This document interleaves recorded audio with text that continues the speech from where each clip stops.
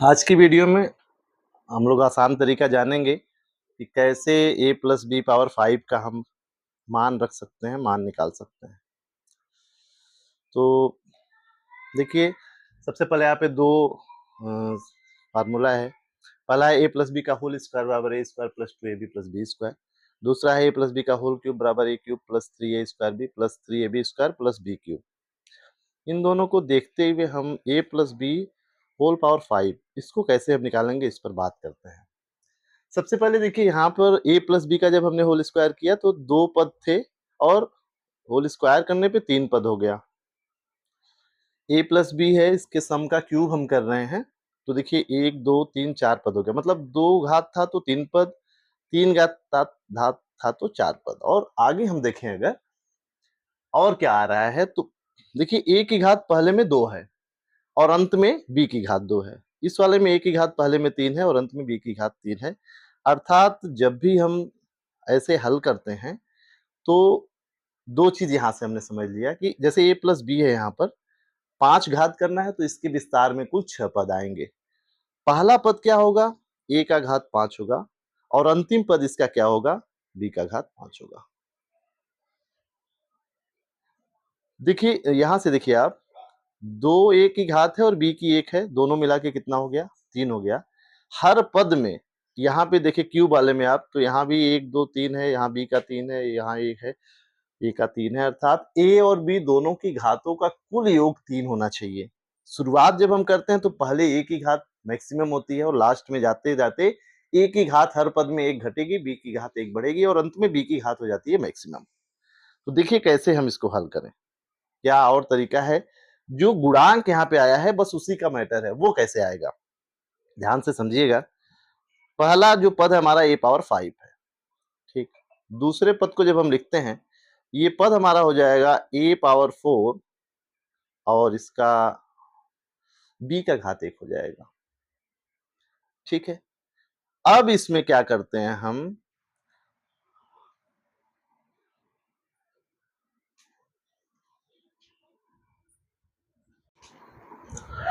अब इसमें हमको a पावर 4 b का गुणांक लिखना है तो पिछले पद को फोकस करेंगे। हर गुणांक को लिखते समय क्या फोकस करेंगे वो देखिए, इसकी जो घात है 5 उसको इसके गुणांक से गुणा कर देंगे। तो 5 गुणे ए घाते 5 का गुणांक कुछ दिया नहीं, मतलब 1 है, 5 एकम 5 हो गया। और फिर जितने पद जिसका गुणांक आप लिख रहे हैं उसके पहले हैं उससे भाग दे दीजिए। देखिए यहाँ पे 5 ऐसे हमने लिख दिया और इसके पहले कितना पद है, केवल 1 पद है, तो 1 से भाग देंगे, 5/1 5 आएगा, मतलब इसका गुणांक हो गया 5। अगला पद देखिए आप क्या होगा, वेरिएबल पार्ट इसका होगा a का 3 घात और b का 2 घात। देखिए 3 2 मिला के 5 हो गया। गुणांक क्या होगा, इसके पिछले पद पे जाइए, a की घात केवल लेना है, b से मतलब नहीं है। 4 और इसका गुणांक 5 है तो 4 5 हो गया 20। और पद कितने हैं इस जिसका आप गुणांक लिख रहे हैं, उसके पहले 2 पद हैं, तो 20 में 2 से भाग दे देंगे तो इसका गुणांक हो जाएगा 10। अगला पद क्या होगा, अगला पद में a स्क्वायर हो जाएगा, b का क्यूब हो जाएगा। गुणांक लिखने के लिए इसके ठीक पीछे वाले पद पे जाइए, 10 तिहाई 30 हो गया। और भाग कितने से देनी है, जिसका गुणांक आप लिख रहे हैं उसके पहले कितने पद हैं, तो 1 2 3 पद हैं, तो 30 में 3 से भाग दे देंगे, इसका गुणांक भी हो गया 10। अब चलिए अगले पद पे, a हो जाएगा, b पावर 4 हो जाएगा। इसमें गुणांक के लिए पिछले पद पे जाइए, a का 2 घातांक है, 2 दहा में 20, यहाँ भी हो गया। और भाग कितने से देना है, इसके पहले कितने पद हैं, 1 2 3 4 पद हैं, तो 20/4 बराबर आ जाएगा 5। तो यहाँ इसका गुणांक हो गया 5। और अंत में b पावर 5।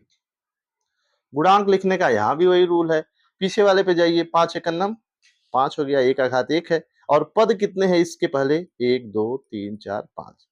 तो आप ये नहीं भी निकालेंगे तब भी मान के चलिए, हमेशा 5 में 5 से भाग देंगे 1 आएगा, मतलब b पावर 5 का गुणांक 1 है, तो उसको ऐसे ही हम लिख सकते हैं। ये चीज हमेशा ध्यान में रखिएगा कि जो a प्लस बी का पावर 5 है, चाहे जो भी आप निकाल रहे हैं, वहां अगर हम देखें तो ये चीज हम ध्यान में रखेंगे कि पहले पद और अंतिम पद का गुणांक 1 आ रहा है।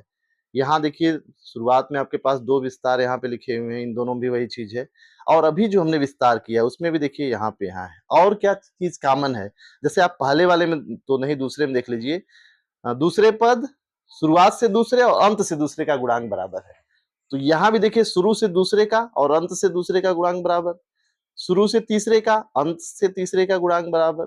तो ये विस्तार में खास बात होती है कि जो फर्स्ट पद का गुणांक है वो लास्ट का होगा, जो सेकंड का है वो लास्ट सेकंड का होगा, जो थर्ड का है वो लास्ट थर्ड का होगा। इस तरह से आप विस्तार करके और लिख सकते हैं। जैसे यहाँ पे हमने मान लीजिए हमको लिखना है a प्लस बी पावर 6 का विस्तार, तो पहला हो जाएगा पद a पावर 6, इसका गुणांक 1 ही होगा। दूसरा हो जाएगा a पावर 5 b, गुणांक क्या होगा इसका? देखिए 6 का नम 6 से ये हो जाएगा 6 का 6 ही होगा। जो नियम है कि जिसका गुणांक लिखना है उसके पीछे पद में जाइए, a का पावर और जो उसका गुणांक है दोनों का गुणा करिए और जितने पद उसके पहले हैं उससे भाग दीजिए, जिसका आप गुणांक लिख रहे हैं। तो यहाँ पे 6 का नम 6 हो जाएगा और एक ही पद है तो 6 में 6 से भाग देंगे, 1 आएगा। अगला पद आपका हो जाएगा a पावर 4 और b स्क्वायर। यहाँ पे गुणांक लिखना है, देखिए तो 5 और 6 है, 5 6 30 और जिसका गुणांक लिख रहे हैं उसके पहले 2 पद हैं तो 30 में 2 का भाग देंगे आप 15, इसका गुणांक आ जाएगा 15। अगले पद पे हम जाएं अगर a क्यूब हो जाएगा और यहाँ पे b क्यूब हो जाएगा। तो गुणांक की बात करें अगर तो देखिए 15 चौक के 60 हो गया और जिसका गुणांक लिख रहे हैं उसके पहले पद कितने हैं? 1 2 3 है, तो 60 में 3 से भाग दे देंगे, अब आ जाएगा 20। अगला पद आपको लिखना है, अगला पद इसका क्या होगा उसको हम देखते हैं। अगला पद जब हम लिखने जाते हैं तो यहाँ पर a आ जाएगा और b पावर 4 आ जाएगा। गुणांक क्या होगा? जिसका गुणांक आप लिख रहे हैं उसके पीछे पद पे देखते हैं, 3 और 20 का गुणा 60 और 60 में भाग कितने से देना है? जितने पद अब तक लिख चुके हैं, 1 2 3 4 लिख चुके हैं, तो 60 में 4 से भाग देंगे 15 आ जाएगा। देखिए फिर वो आना शुरू हुआ, जो शुरू से तीसरा था अंत से तीसरा वो रहेगा।